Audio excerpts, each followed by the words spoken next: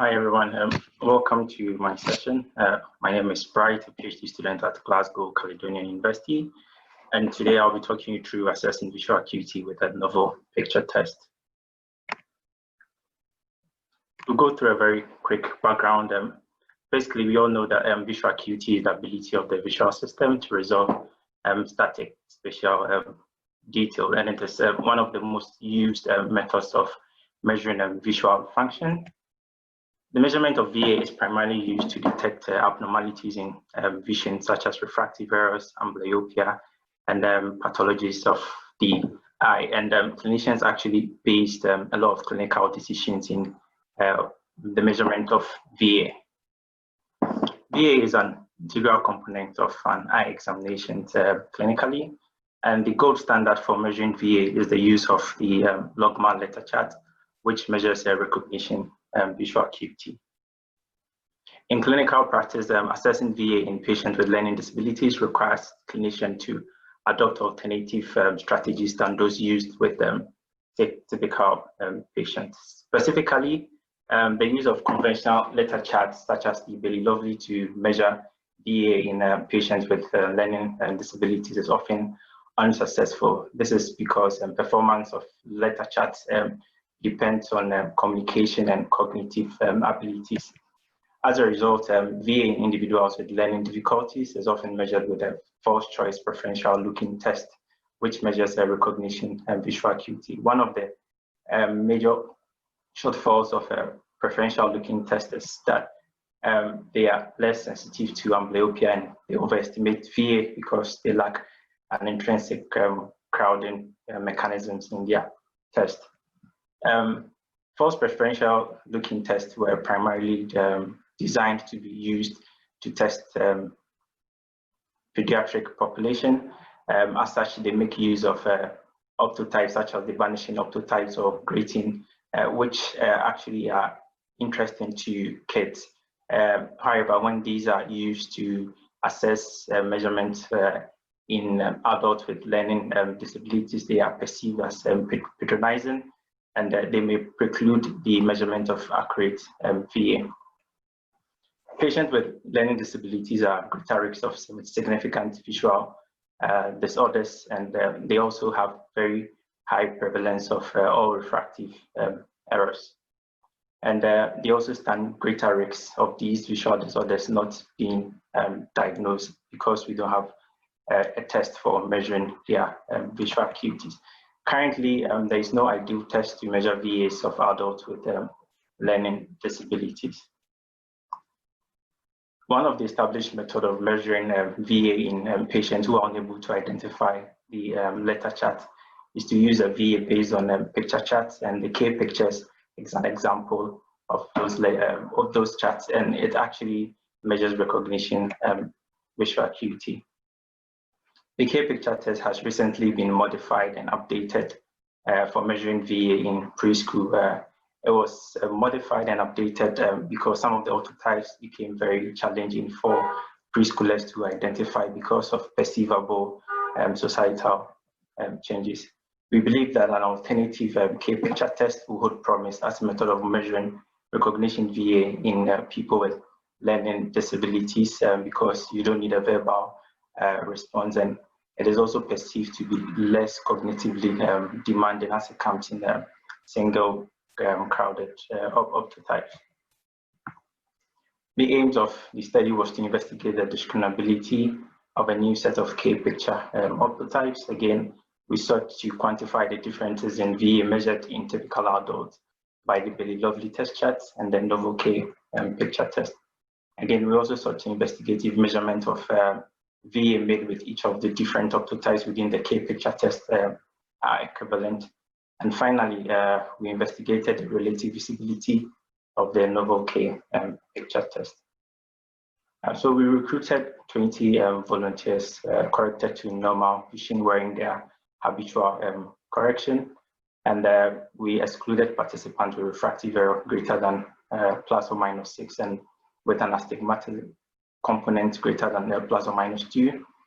The study design combined a method of constant stimuli with an alternate false choice Actually, it was a 9 alternate false choice because we used 9 optotypes, and we compared the best corrected VA measured on the Bailey-Lovely chart at 3 meters to that of the novel optotypes on a computer monitor at also 3 meters.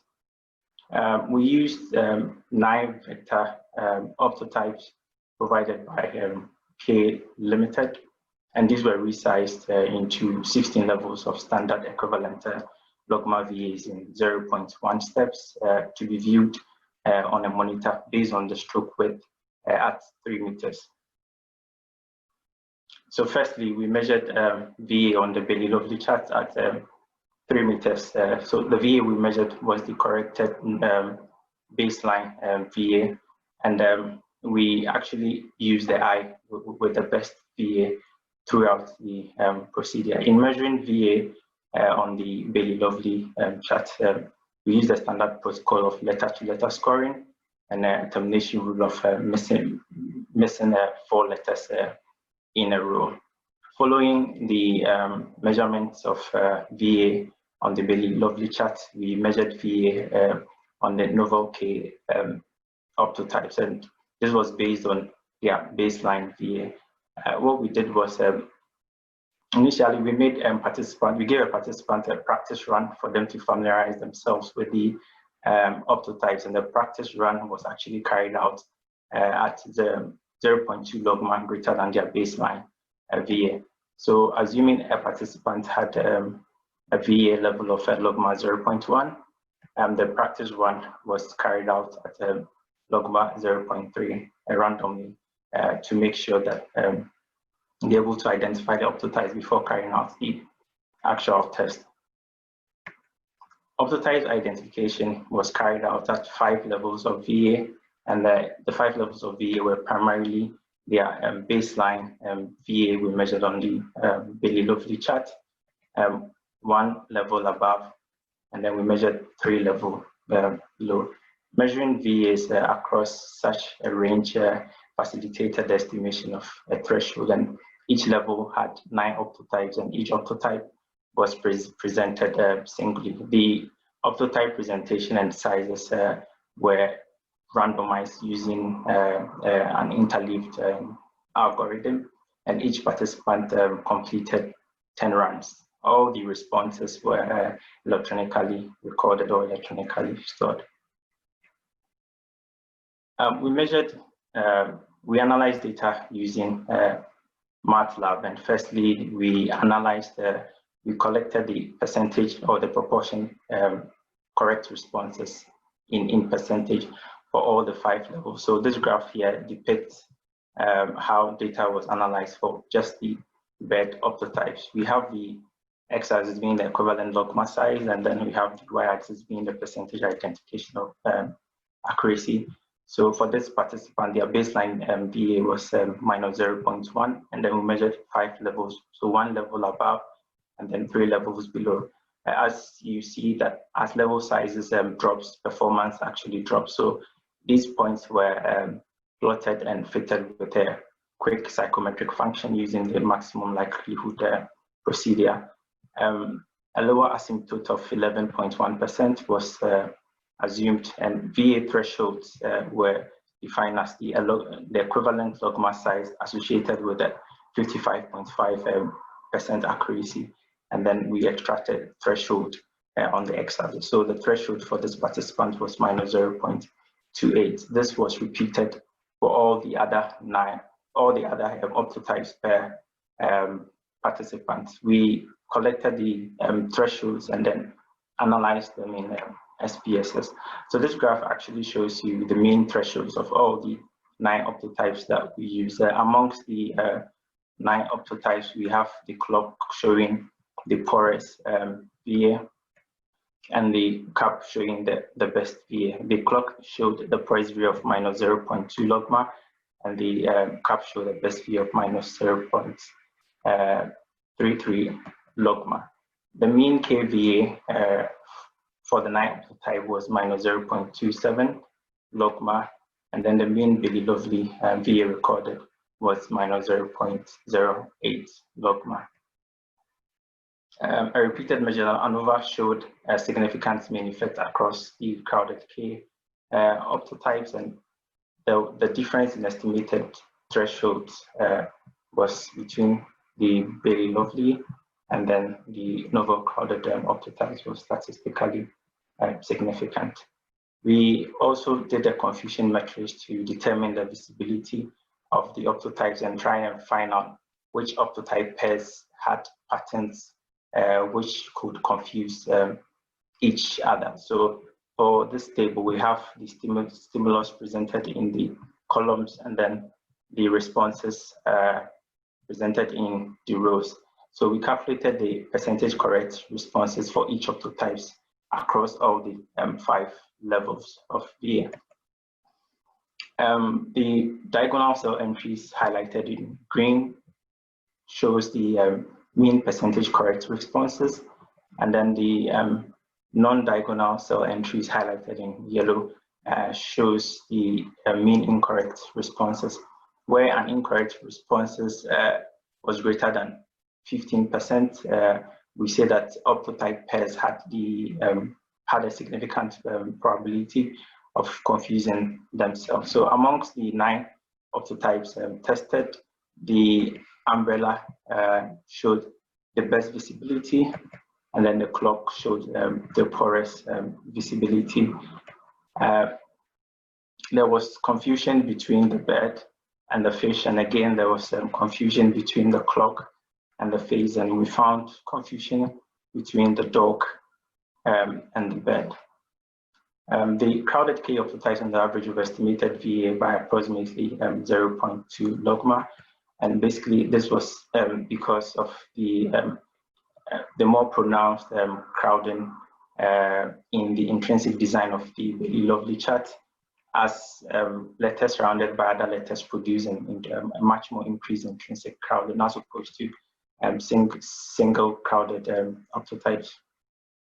Again, the relative sizes of the K optotypes also contributed to the overestimation. The K optotypes are constructed on a 10-stroke width, and to accommodate for their intricate or complex designs, they are constructed to be twice the size of the equivalent snare lengths, and as such they are constructed on a wider surface area, and because of that, their critical spaces in the optotype actually increases, and once critical spaces are increased, it reduces their self crowding as compared to a very lovely optotype, which are constructed on a 5x4. You can see that their critical spaces are much more compact, and then it increases its self crowding, making them very difficult to resolve.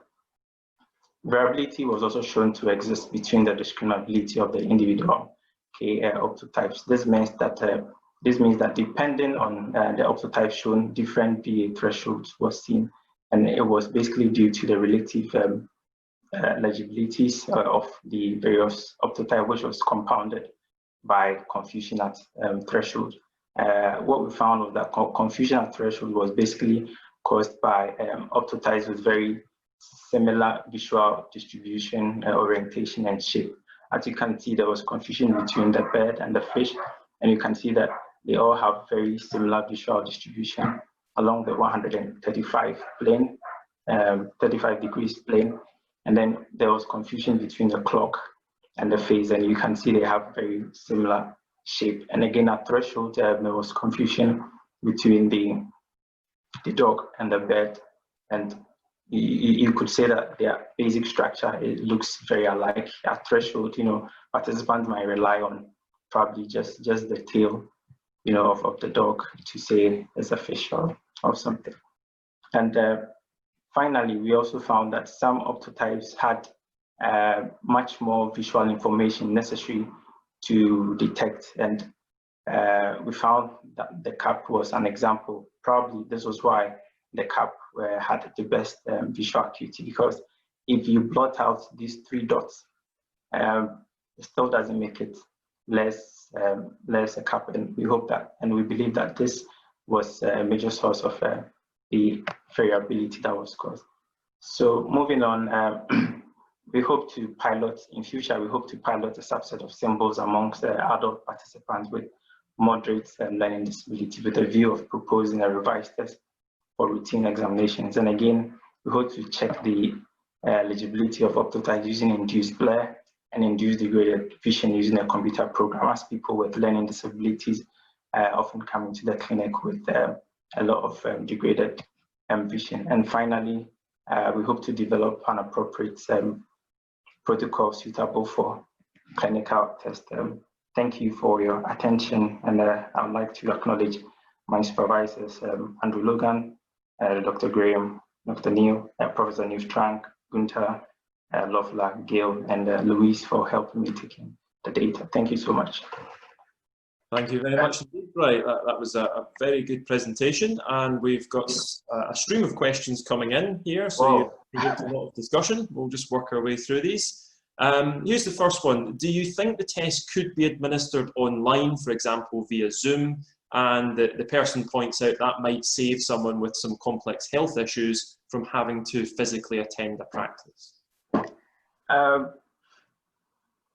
Yeah, we are in the future. There's just the pilot study. There are works in the pipeline in trying to run tests via Zoom, but we haven't gotten there yet. So this is just the pilot studies that we are doing to help shape the test properly, so that we could upgrade it, to more of like a remote kind of testing. But it's a very feasible option that we are looking into, and as I said, is in the pipeline. Great. The next one is, have you had the chance to use these optotypes to test any individuals with a learning disability? Because up until now, this study was on healthy young adults.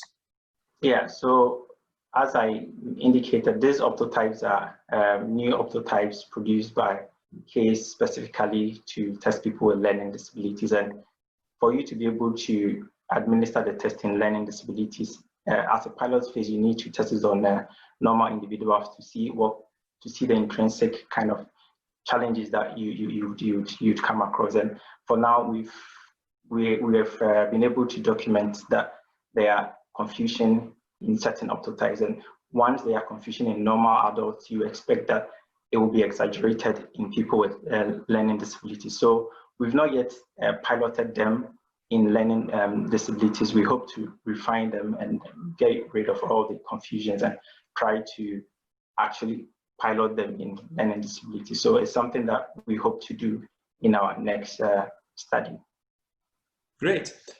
Desper's asking, what was the basis for choosing the pictures that you chose as the optotypes? Okay, so these pictures were chosen from a pool of pictures that Kay presented to us to trial them. So they are a pool of pictures that we just wanted to try and see which one will actually fit going forward. And when you compare the current pictures and the ones that we used, because we had the intention was to trial them in people with learning disabilities, these pictures looks less animated, such that it will be very engaging in people with learning disabilities, so that they don't seem to be patronizing them. Great. Is it possible, or have you given any thought to how you could fix the confusion between specific optotypes? For example, the confusion you highlighted between the bird and the fish. Yeah, I did highlight confusion between the bird and the fish, and basically you could see that it was because of how visual information was distributed along a certain plane. Confusion in itself will always exist, in optotypes. But if you want to get rid of the optotypes, then it means that once you are testing a particular level of EA, you try to avoid optotypes with similar characteristics that will lend them to be confused. Yeah. Yeah. Okay, and we've got time for one final question that starts off by saying, nice talk, thank you. So you've impressed someone there. Have you looked at the agreement between the charts at different levels of visual acuity? No, I haven't looked at that yet. As part of the study, we actually hope to carry out like different levels of blur and see what kind of visual acuity we would get and try and work out the agreement. So it's all something that we plan to do in the future. This is just a pilot study to just give us a vague idea as to where to head next with the study. Great. Okay, well, I think we'll have to leave it there, but thank you very much, Bright, for your presentation. I'd like to thank all three presenters in this session. I think what the whole BCOVS conference has shown us is that the future of vision science research is in very safe hands. So once again, thank you to the three presenters, and thank you to you all for attending our next talk session that I believe begins in 15 minutes. Thank you. Thank you so much.